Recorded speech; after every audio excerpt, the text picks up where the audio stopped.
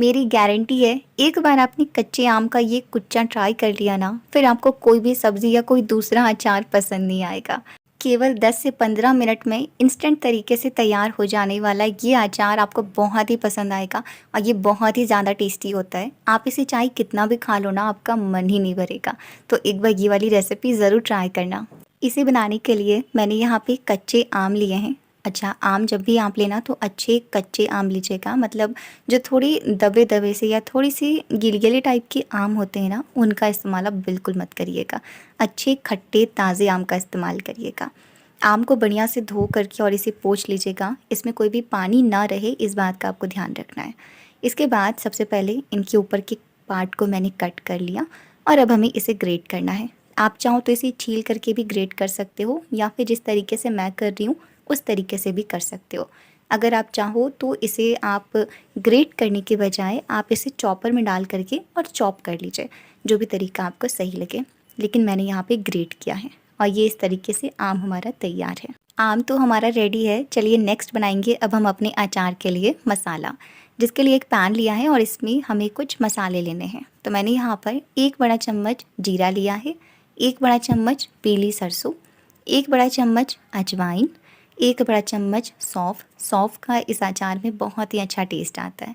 इसी के साथ मैंने इसमें 1 छोटी चम्मच मेथी ऐड की है और इन सबको हमें मीडियम फ्लेम पर भुनना है।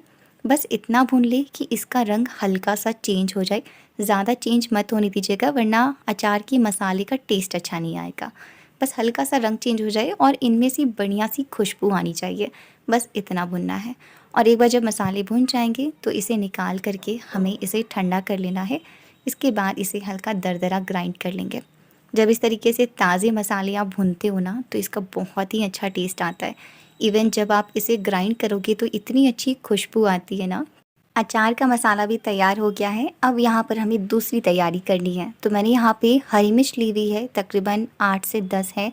आप अपने टेस्ट के अकॉर्डिंग ज़्यादा कर सकते हो, कम मत करना, क्योंकि इतनी क्वांटिटी में ये मिर्च बिल्कुल परफेक्ट थी। हालांकि अगर तीखा बनाना चाहते हो तो और डाल देना। साथ में मैंने 20 से 25 लहसुन की कली ली थी और इन दोनों को मैंने हल्का दरदरा ग्राइंड कर लिया है और एक बोल में इसे निकाल लेंगे। अच्छा, अगर आप चाहो ना तो लहसुन आप स्किप कर सकते हो। इसके बाद मैंने इसमें अचार का मसाला डाला है। इसके अलावा इसमें और भी कुछ मसाले ऐड करेंगे। तो मैंने यहाँ पे हल्दी पाउडर ली है 1 छोटी चम्मच, धनिया पाउडर 1 छोटी चम्मच, कश्मीरी लाल मिर्च पाउडर लिया है तकरीबन 1 बड़ा चम्मच।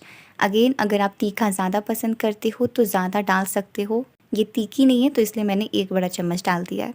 साथ में मैंने 2 बड़ा चम्मच नमक ऐड किया है, 1 चम्मच काला नमक ऐड किया है छोटी वाली चम्मच से। साथ में मैंने इसमें हींग ऐड किया है तकरीबन 1/4 छोटी चम्मच। इन सबको अच्छे से मिक्स करेंगे, लेकिन पहले इसमें डालेंगे सरसों का तेल, क्योंकि किसी भी अचार में तेल बहुत ही ज़रूरी है। मैंने ना तेल को डायरेक्टली डाल दिया है। आप चाहो तो इसे हल्का गुनगुना कर लेना, मतलब थोड़ा गर्म कर लेना धुआं निकलने तक। इसके बाद उसे आप ठंडा कर लेना और फिर आप अचार में उसका इस्तेमाल कर सकते हो। और अब इन सारे मसालों को पहले अच्छे से मिलाएंगे। इसके बाद हमें इसमें अपना आम डाल देना है और बढ़िया तरीके से मिक्स कर देंगे। क्योंकि मुझे इसमें तेल थोड़ा कम लग रहा था तो मैंने इसमें और ऐड किया है। इसी तरीके से अगर आपको भी कोई भी चीज़ ज़्यादा या कम चाहिए तो अपने टेस्ट के अकॉर्डिंग आप उसमें ज़्यादा कम कर सकते हो। जैसे यहाँ पे मैंने जो अचार का मसाला बनाया था ना, तो वो पूरा मैंने इस्तेमाल नहीं किया है। थोड़ा सा जो मसाला है वो मैंने साइड करके रखा है। तो लेकर चलिए कि मैंने इसमें तकरीबन 5 से 6 छोटी चम्मच अचार के मसाले का इस्तेमाल किया है। अगर आप ज़्यादा पसंद करते हो तो आप इसे बढ़ा भी सकते हो। और बस ये आपका इंस्टेंट अचार बनकर तैयार है। अब आप इसे केवल 3 से 4 दिन के लिए धूप में रख दीजिए और ये आपका अचार 6 महीने से लेकर 1 साल तक बिल्कुल ख़राब नहीं होगा।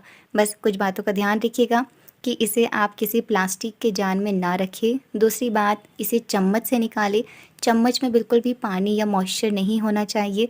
हाथों से अचार को ना निकालें। कुछ ये सारी बातें हैं जिन्हें आप फॉलो करोगे तो आपका ये अचार या ये जो कुच्चा है ये बिल्कुल भी ख़राब नहीं होगा।